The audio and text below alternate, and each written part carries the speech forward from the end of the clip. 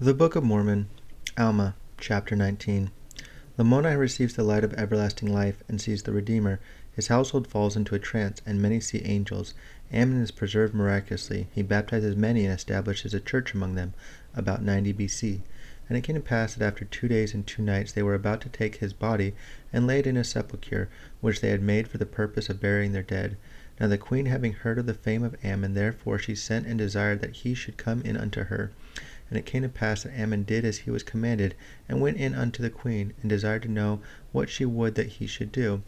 And she said unto him, The servants of my husband have made it known unto me that thou art a prophet of a holy God, and that thou hast power to do many mighty works in his name.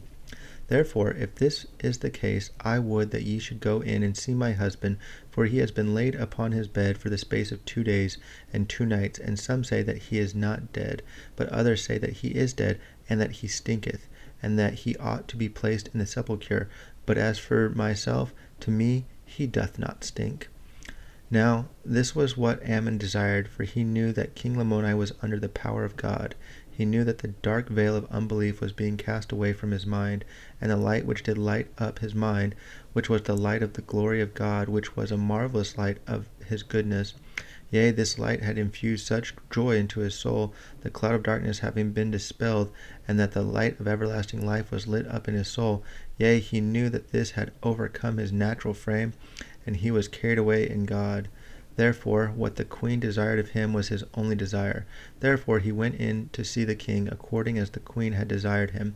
And he saw the king, and he knew that he was not dead. And he said unto the queen, He is not dead, but he sleepeth in God, and on the morrow he shall rise again. Therefore bury him not. And Ammon said unto her, Believest thou this? And she said unto him, I have had no witness save thy word, and the word of our servants. Nevertheless I believe that it shall be according as thou hast said. And Ammon said unto her, Blessed art thou because of thy exceeding faith. I say unto thee, woman, there was not been such great faith among all the people of the Nephites. And it came to pass that she watched over the bed of her husband from that time even until that time on the morrow, which Ammon had appointed that he should rise. And it came to pass that he arose according to the words of Ammon. And as he arose, he stretched forth his hand unto the woman, and said, Blessed be the name of God, and blessed art thou. For as sure as thou livest, behold, I have seen my Redeemer, and he shall come forth, and be born of a woman, and he shall redeem all mankind who believe on his name. Now when he had said these words, his heart was swollen within him, and he sunk again with joy. And the queen also sunk down, being overpowered by the Spirit. Now Ammon, seeing the Spirit of the Lord poured out according to his prayers upon the Lamanites, his brethren, who had been the cause of so much mourning among the Nephites, or among all the people of God, because of their iniquities and their traditions, he fell upon his knees, and began to pour out his soul in prayer and thanksgiving to God for what he had done for his brethren, and he was also overpowered with joy. And thus they all three had sunk to the earth. Now when the servants of the king had seen that they had fallen, they also began to cry unto the Lord, for the fear of the Lord had come upon them also. For it was they who had stood before the king, and testified unto him concerning the great power of Ammon. And it came to pass that they did call on the name of the Lord in their might, even until they had all fallen to the earth, save it were one of the Lamanitish women, whose name was Abish, she having been converted unto the Lord for many years, on account of a remarkable vision of her father. Thus, having been converted to the Lord, and never having made it known, therefore, when she saw that all the servants of Lamoni had fallen to the earth, and also her mistress the queen, and the king, and Ammon lay prostrate upon the earth, she knew that it was the power of God, and supposing that this opportunity, by making known unto the people what had happened among them, that by beholding this scene it would cause them to believe in the power of God, therefore she ran forth from house to house, making it known unto the people. And they began to assemble themselves together unto the house of the king.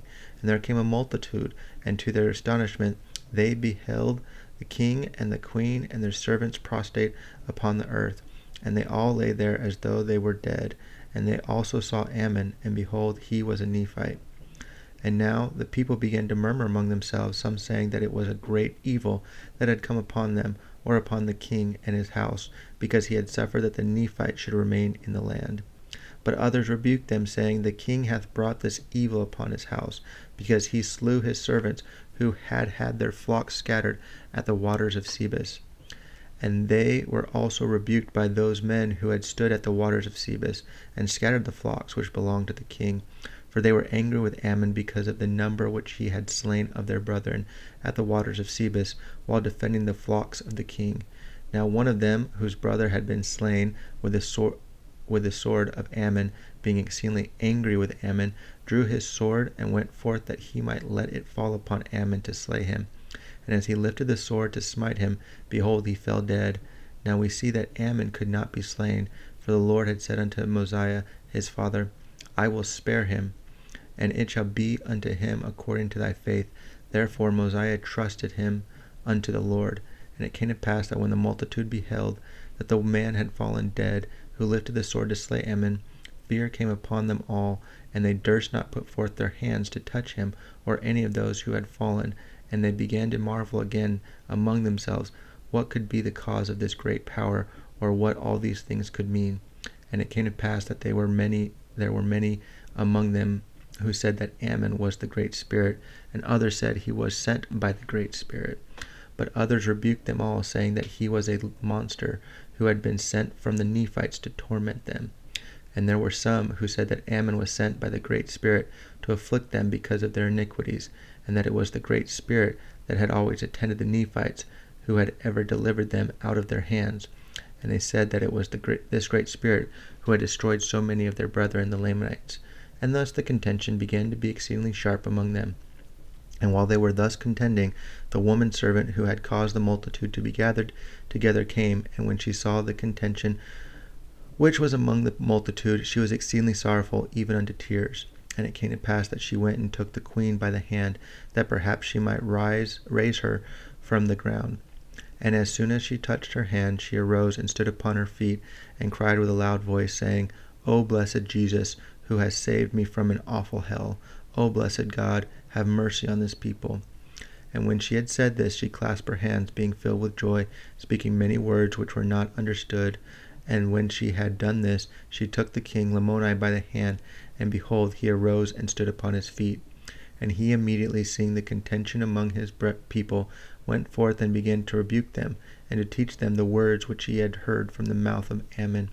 And as many as heard his words believed, and were converted unto the Lord. But there were many among them who would not hear his words. Therefore they went their way. And it came to pass that when Ammon arose, he also administered unto them, and also did all the servants of Lamoni. And they did all declare unto the people the selfsame thing, that their hearts had been changed, that they had no more desire to do evil. And behold, many did declare unto the people that they had seen angels, and had conversed with them, and thus they had told them things of God, and of his righteousness. And it came to pass that there were many that did believe in their words, and as many as did believe were baptized, and they became a righteous people, and they did establish a church among them. And thus the work of the Lord did commence among the Lamanites. Thus the Lord did begin to pour out his Spirit upon them, and we see that his arm is extended to all people who will repent and believe on his name.